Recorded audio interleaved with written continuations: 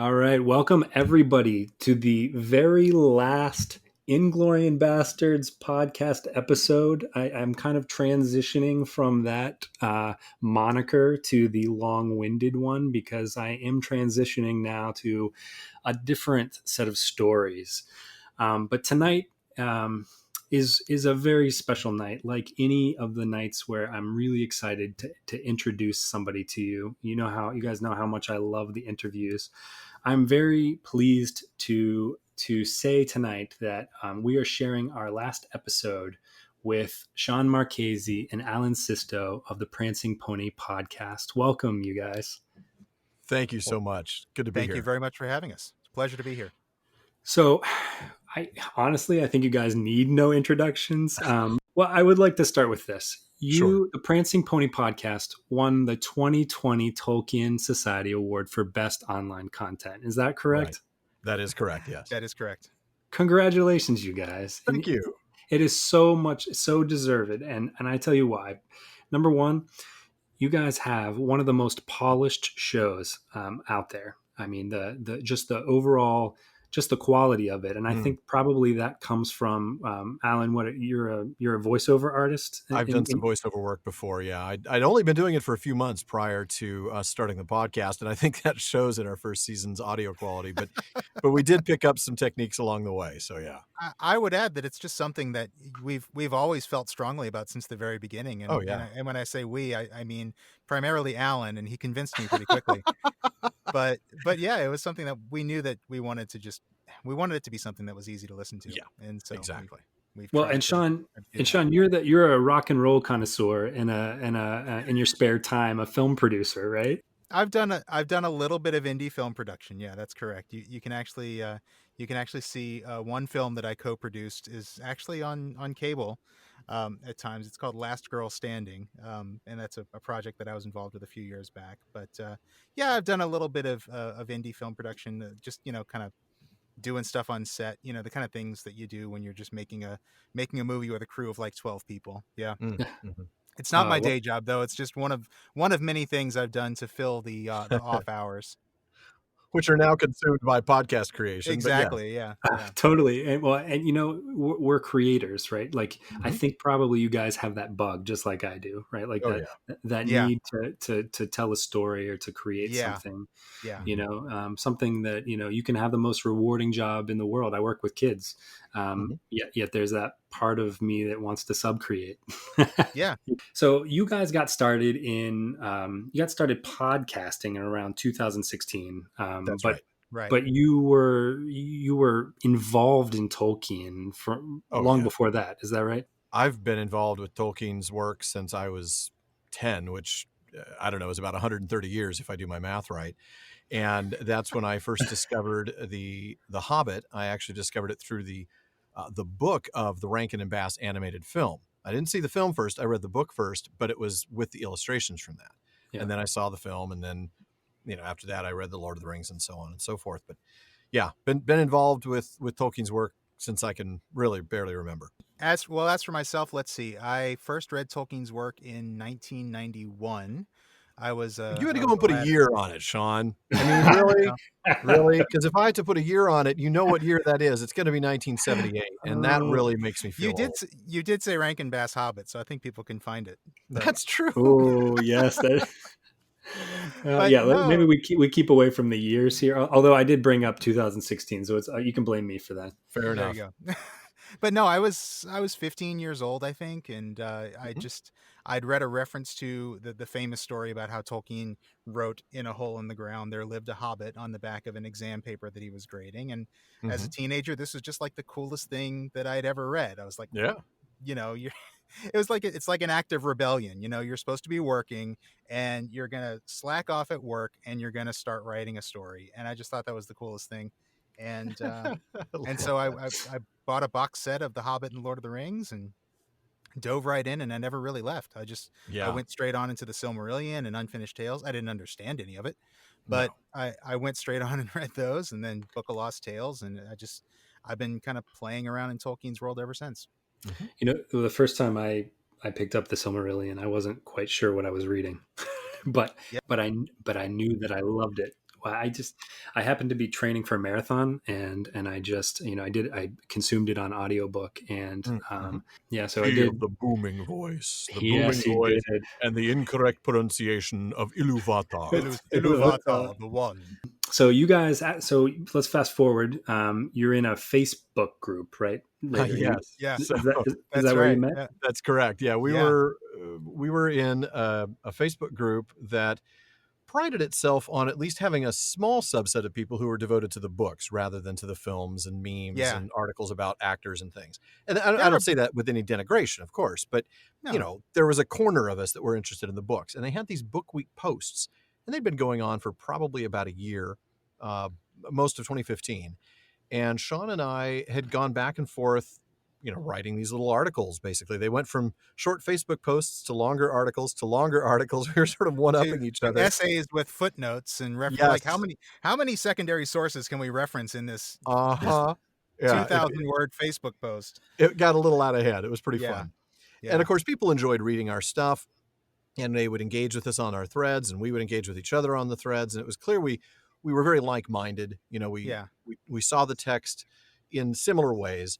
And so one day, I think we wrote them a lot like we talk on the show. I mean, it was very much so. It was very much like, I'm going to talk about this. I'm going to read this passage. I'm going to talk about something I like about it. I'm going to make a couple of really bad jokes, and then or a rock reference or something, or a movie and quote. then I'm going to move on, and it's just because that's how we talk. This is actually we can come back to this, but I have to ask. So about the movie references, you guys have one of my favorite things to do is to create sort of punny, fun, witty titles for the podcast episodes. Oh, yes. And you guys have some of the best titles. 'Tis a Silly Place, obviously Monty Python reference. The Monty Python references. A Whole New World, HOLE. Go West, Young Edine, right? So what are your sources of inspiration? I mean, I've caught Monty Python, Star Trek, Disney. Yeah. Right. Yeah. Rock and roll in general. I think for Lord of the Rings, we've mostly tended towards rock and roll references, and we'll try to keep it thematic. So we'll do, if we do 4 episodes on one chapter, we'll make them all Led Zeppelin songs. Yeah. All the episodes on a chapter will tie in together, even if they don't tie in. Like, for example, we were on a Monty Python tear through most of second season, and we got to Beorn, and that's when we went on a Disney tear, on a specifically on Jungle Necessities from Jungle Book. Yeah, we had Necessities and a few others. So, we'll keep all of those tied together, but sometimes it's a movie thing. I think we did Princess Bride for a while. Yeah. We've gotten references from obviously Monty Python and the Holy Grail, but other Monty Python sources as well. Yeah. And then, as Shawn said, lots and lots and lots of rock and roll inspired titles. Probably Rush is our biggest inspiration. I think Rush is our biggest inspiration. We had a big tear of Led Zeppelin references earlier this season. Council of Elrond, I think, or maybe it was the next chapter. I don't remember. Yeah. But I mean, it just, whatever. Styx, Pink Floyd, I didn't catch the Styx reference, but we had a handful of Styx titles a few episodes ago. It wasn't too far back. We had the series of Sting and police references in the middle of The Hobbit as well. And that was literally just because Bilbo named the sword Sting in that chapter. So we're like, and we had all the Gordon Sumner jokes. Let's do some Sting references, That's perfect. And that's kind of how it happens. So what about that other thing that you do at the very beginning of your episode where the Bob to my knob, the William to my Bert? What is all that about? Well, you'll notice if you listen to more recent episodes, we've gone away from that because I think we ran out of things. We ran out of good ideas. I think it started with, so I was the Lord of the Mark and Alan was the Man of the West. Those titles just sort of fit. As soon as we started the podcast, we realized that those titles fit us very well for reasons that we discuss in episode 1. But I think it kind of started with, well, if I'm the Lord of the Mark and he's the Man of the West, well, I guess he's the Aragorn to my Éomer. Right. And so it started there. And then we got bored with that quickly. So started getting that for about a half dozen episodes. Then it became the Bob to my knob, or the Tolkas to my Orme, and then it just started getting really weird, like the hammer and tongs to my smash crack. It was just all right, we got to come up with a new shtick. And we eventually came up with something entirely different, which was just to take book quotes, references from that particular reading, and we would then reference that. And the truth is, it's, we have fun with the text. We take Oh yeah. Tolkien very seriously. We love these books, and we Mhm. love diving deeply into them. And we always take the story seriously. Yeah. But we like to have fun while we're talking about it. And so that's where That this all we comes do. from. It's like, if there's something as we're reading the text that we think, oh, that'll be a funny thing to reference in the beginning, let's do it. Hmm. Yeah. Yeah. Yeah, I remember you guys talking about how you kind of, over the course of the first few episodes, you guys really found your groove, right? And, It took a and while. really, Yeah. and sort of incorporating like more humor. And Yeah.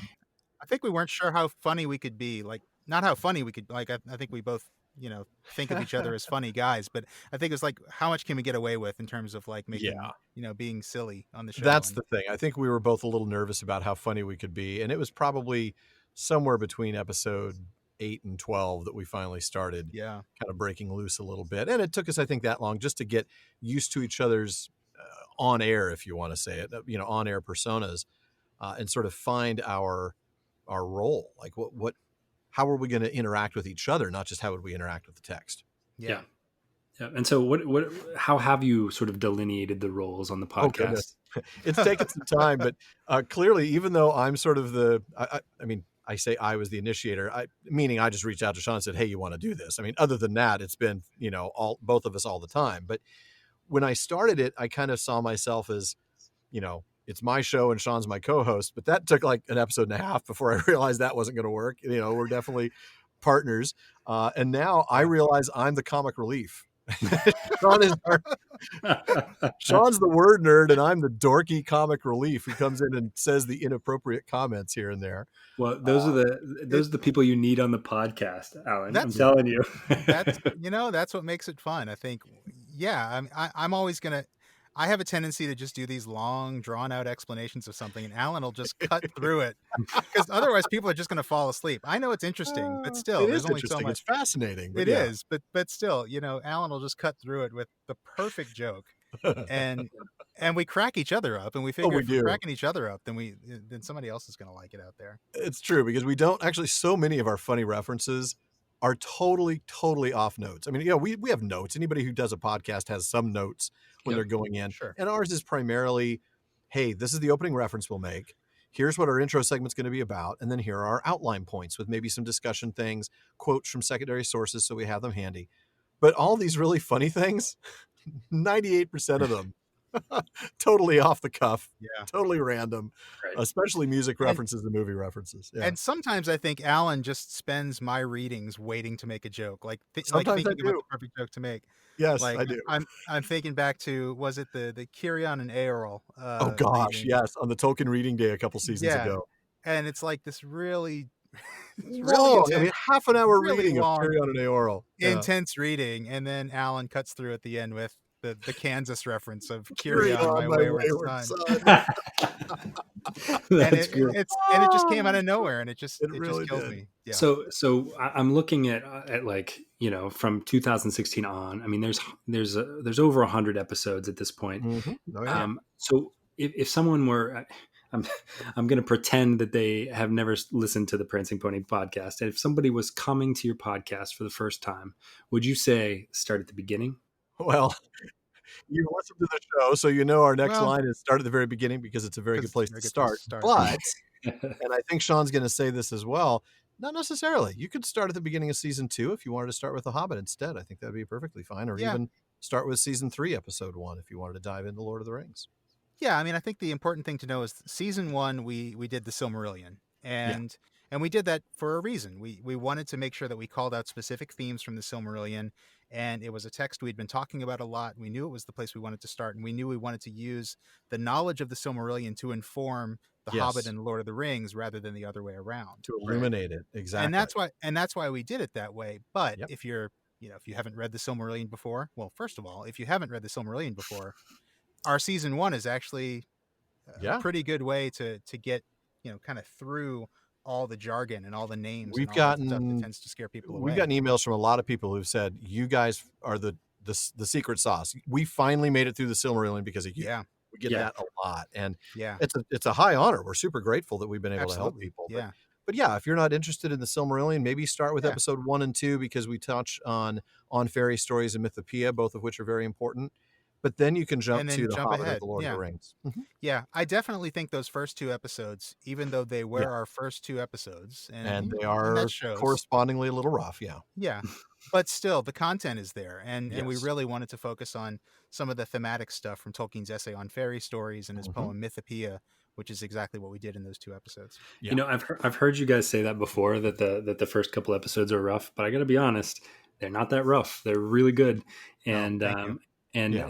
and what you just touched on is in particular why I asked you guys to come on the podcast tonight, because after we get to know you a little bit more, one of the things we're going to do tonight is to sort of dissect some of the early manuscripts of the Second Prophecy of Mandos. Great. Excellent. So we can talk a little bit about that, because it's one of the things that I most love about your show is when you really get into the text. First of all, you read the text really well, but then the discussion afterwards is spot on. But I have a few more questions for you. So I Sure. have to ask, because I've been doing this now for a couple of years, and I know when I first started, and I realized, I really want to have some of these Tolkien scholars on the podcast. Were there any moments when you had the Verlin Fleegers or the Tom Shippies that you thought, oh my gosh, this is Tom Shippey? Every single time. Every Yeah. single time. Yeah, every single time. Yeah. I think when we first, okay, here's the thing with the guests. When we first started, we never even thought about it. We never even thought someday we'll interview people. What Right. happened was, after episode 10, which was our first sort of special, it was on death being the gift to men.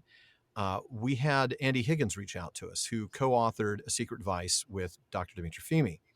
And he reached out to us and talked about, this book of theirs that was coming out, or that had just come out.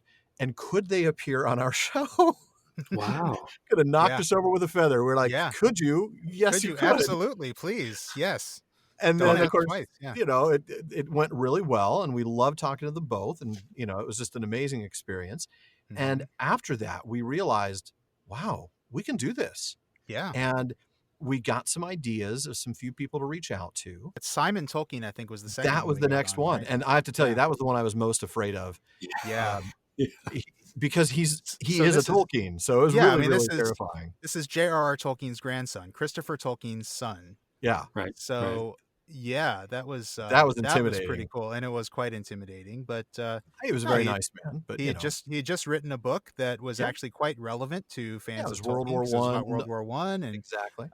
we read it. It was a good book. We talked to him Mhm. about it, and we talked a little bit about his grandfather, and it came Yeah. out great. Yeah. Yeah. And from there, it's sort of exploded, right? I mean, that's when we were like, Yeah. well, maybe Corey Olson would be kind enough to join us, and John maybe Garth. Michael Drought and John Garth. And sure enough, all of them were. And that's when we decided we can maybe, reach out to even a Verlin Flieger or a Tom Shippey, which, that that was a little scary. But I think that was by the time we got Verlin Flieger on the show, which was the end of season 2, we had Yeah. already heard that she was just the nicest person on earth. I think Michael Drought Yeah. had said something about that in the Yeah. episode and she proved that to be that true. he was on, and she proved that to be true. So we knew that she was going to be very nice, but still, I mean, It's still Dr. Flieger. Yeah. This is Yeah. one of my all-time favorite Tolkien scholars. Splintered Light Absolutely. is my copy is it's all dog-eared, and it's Oh, all yeah.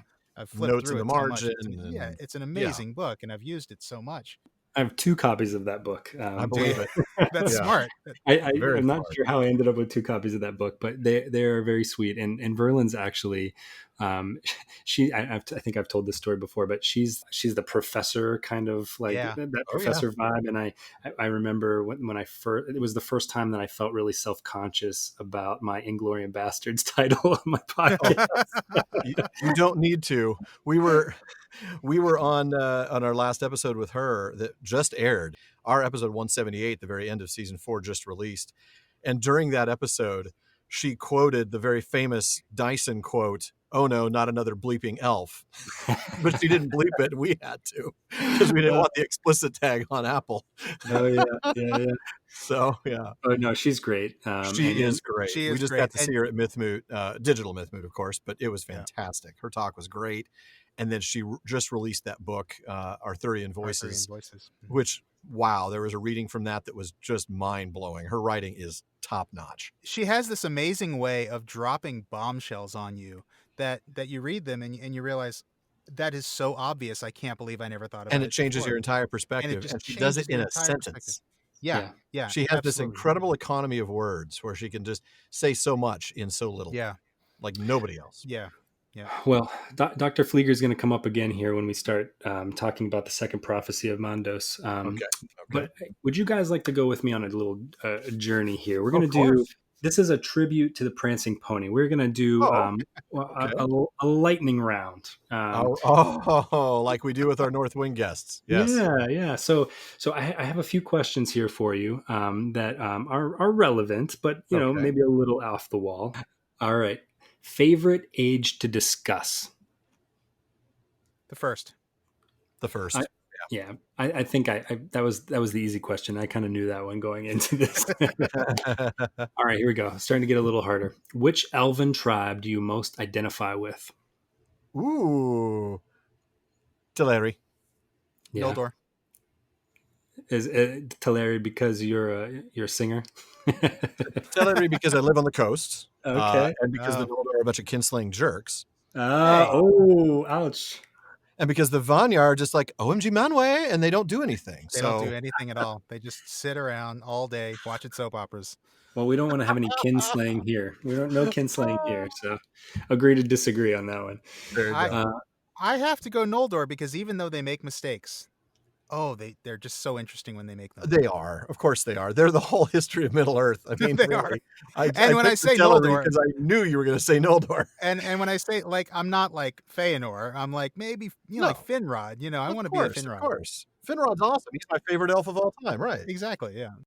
All right, next question. All right, so this is an interesting one. So you can kind of take it two different ways here. Choice of which character or timeline in the Second Age that you hope the Amazon series follows? Am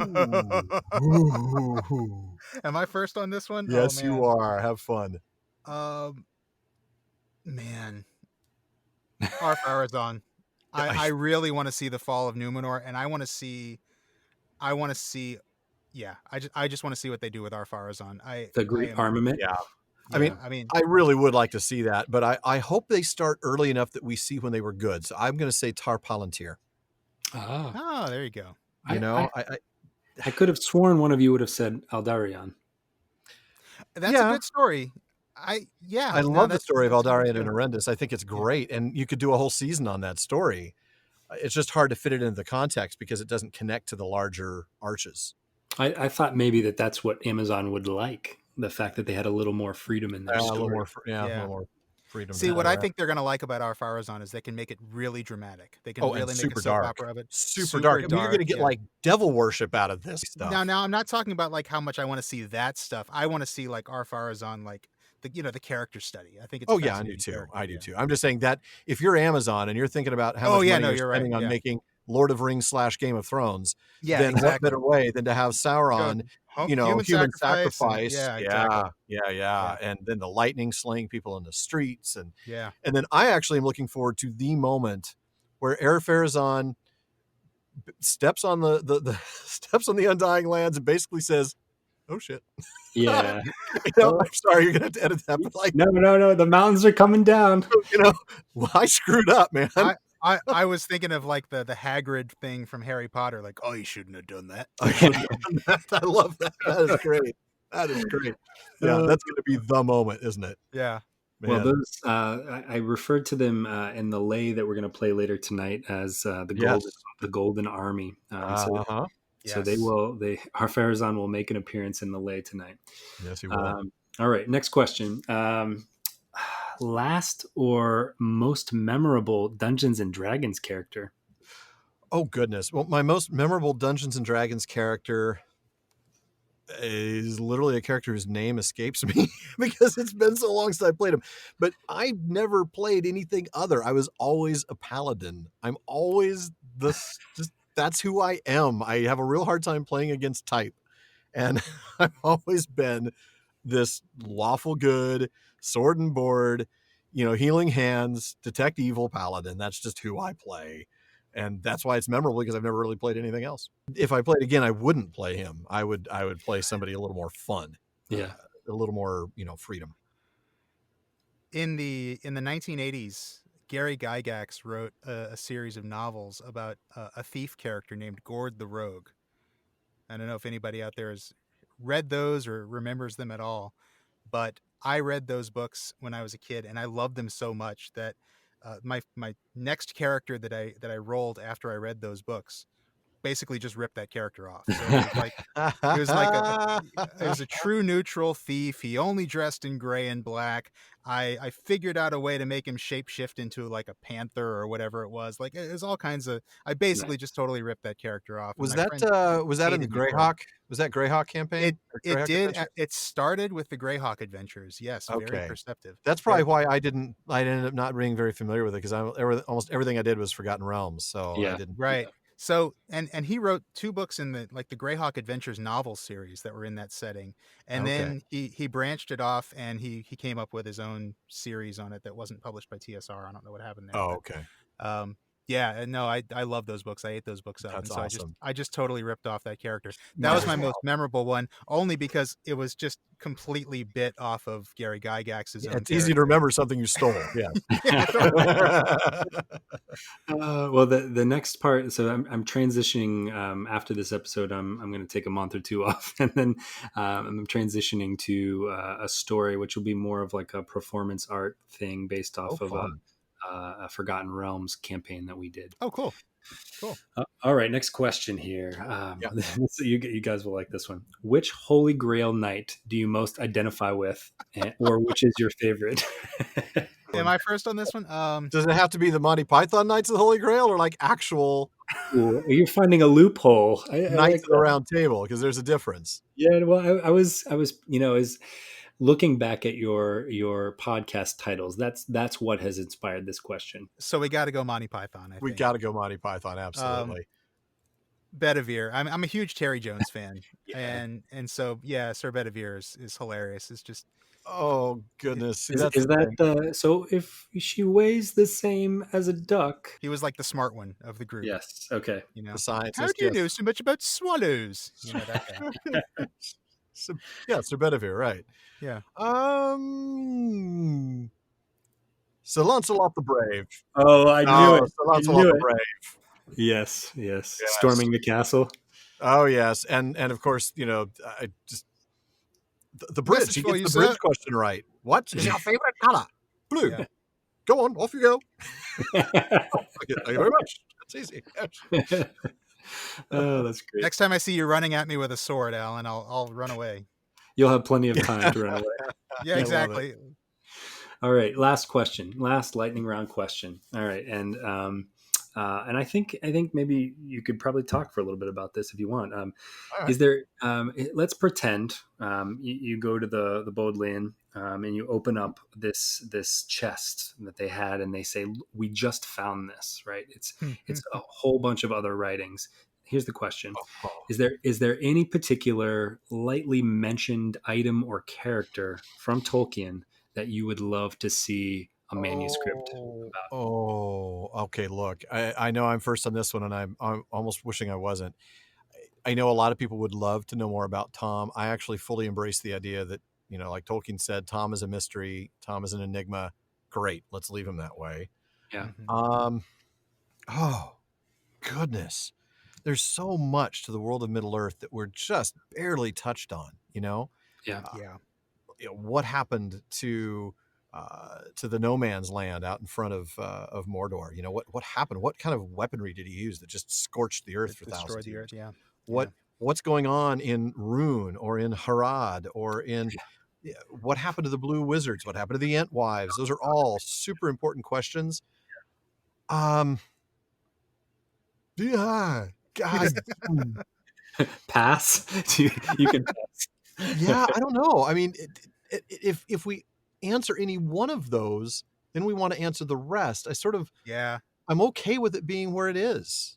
That is a tough one. Yeah, I know. I think that's a good answer, actually. I'm okay with it being where it is. I mean, it is. I'd be fine if it was just more letters or more, more personal stuff and nothing else about the mythology. It is kind of perfect the way that it is. It is. It's perfectly imperfect in the sense that it's perfectly incomplete. Yeah. I guess the only thing that I would say that's a little different from that, and I know everybody's expecting me to say, "Oh, where's like a Lay of Eärendil poem or something like that," Oh, well, yeah, anything about which Eärendil, right. which would be cool. But I think more than that, which ties in with Eärendil, is I would love to see. I would love to find more of the longer novel version of Tuor coming to Gondolin. Yes, Mm. yes, I You know, would. which is in That's Unfinished Tales as of Tuor and is coming to Gondolin, and the full version. it Mm. ends right when he gets to the city, and I would love to see I want that the moment fall when of he Gondolin yes. played out. I'd love to see him meet Idril for the first time. Yes, I'd love Yeah. to that's see exactly him right. I was thinking the the same thing. Yeah. full-on Trojan War, like escaping the city with Idril and Eärendil. I would love to see that. Mm. Eärendil biting people. I want to see that. But well, Idril's going to come back into this tonight too. We'll mention her as All well. right. All right. excellent. So good answers, guys. Okay. None of those were meant to be gotcha questions. Well, good questions. So They that's were why we good got good questions. answers. All right, so let's we're going to go on to part 3 of this, and this is kind of the meat of this. And again, this is you do this so well. You read the text from Tolkien and you discuss it so well that really this is what inspired me to invite you guys on the last episode Okay. of this podcast. So we're going to talk about the second prophecy of Mandos, the Dagorath, the Yes. last battle. So I was wondering, before we get into the text, what is your experience or your sort of opinion of the second prophecy of Mandos? Have you gotten a chance to talk with anyone about this on the We Prancing actually Pony? haven't. No, we really haven't. And it's one of those things, I think we touched on it very briefly in season 1. I don't really remember us getting into it too much. To No, be I think honest we with only you. like mentioned that it existed. Maybe it was Yeah. at the Turin bit when we talked about that. I don't Mm. remember. But there hasn't been a moment to bring it up. And really, I don't know that there will be until we finish The Lord of the Rings and we do a season on like other stories in the Legendarium, when we'll bring in things from Unfinished Tales. We'll bring in some bits from more complete stories from the history of Middle Earth. We want to spend some time on the debate of Andreth and Finrod. There's other stories in there that we want to actually explore. And I think that might be a time when we'll talk about the Dagorath, because it is a very popular thing. I think a lot of people know about it, even if they've never read it, because it's not long. They can get bits and pieces of it from online in various places and put the pieces together. But yeah, we haven't really touched on it on the show. So we're excited to look into this. And I think that's partly because it is, by Christopher Tolkien's own admission, he sort of questions what his father really wanted to do with it before the end. Mm-hmm.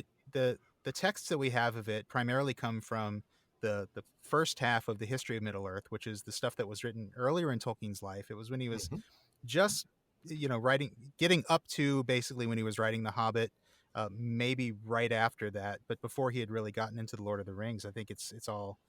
I think by 1951, Christopher said that his father had basically written it out of the story. That's actually in Morgoth's Ring. He talks about the fact that my father had rejected the story at this point. At least that's that's Christopher's interpretation of things, and it does come from an earlier phase of Tolkien's mythology when it was much more Germanic. So it's got a very Ragnarok feel to it.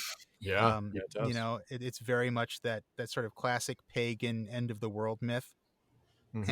And frankly, I think as Tolkien got older, he started to get a little bit more away from that, and he tried to bring the Legendarium more in line with his beliefs as an older man. And so I think that did kind of lead to him sort of distancing himself from it a little bit. I have to trust Christopher on whether he completely rejected it. I seriously doubt that Tolkien completely rejected anything ever. That's the thing. He very rarely did that, right? Yeah, I learned that from Corey Olsen. I think he never completely got rid of anything, and so maybe he would have come back to it someday. And I wish he would have, because it is such a cool story, as we're going to get into. Yeah, absolutely. Yeah. Well, if I could quote Verlin here. So sure. Verlin Flieger and I talked about this a little bit at the end of her second episode on the podcast. And she said, if he brought it, I'm going to try to quote her here. I'm not going to do a good Verlin Flieger voice, so I won't even try. But if he brought it to an end, it would end, and there would be no more. His inspiration for this idea was the Volspa and Revelations, and then she went on to say that both talk about a last battle that is going to happen, but not that has already happened and now everything is over. That would defeat the power of it, is what she said. Mm-hmm. I think that's spot on, and I think once again, Dr. Flieger says, in a few words what would take us much longer to say. But I think, I always feel like Tolkien, he really wanted the story to still be going on. You see in some of his letters how he talks about how, oh, well, maybe we're in the seventh age or we're in the sixth age right now. Like he really wanted us to still be in that world, Yeah. and maybe that was part of it, is that if he ended the mythology, then how does that connect to our world? It loses something, because Right. suddenly it's distance from that. Whereas Yeah. if you don't have this in there, then you can still read Lord of the Rings and you could say, well, yeah, this is from the Red Book of Westmarch. This is Mm-hmm. a book from thousands of years ago in our world. And I think he Yeah. probably just wanted to keep that. Yeah. Well, you quoted Flieger from when she was on your show. She also mentioned this in Splintered Light. She says this: Tolkien wrote that the Legendarium ends with a vision of the end of the world, its breaking and remaking, and the recovery of the Silmarilli and the light before the sun. It would be strange if he had not envisioned such an end, for the mythologies on which he draws most heavily, Judeo-Christian and Norse, both included remaking and renewal in surprisingly similar terms.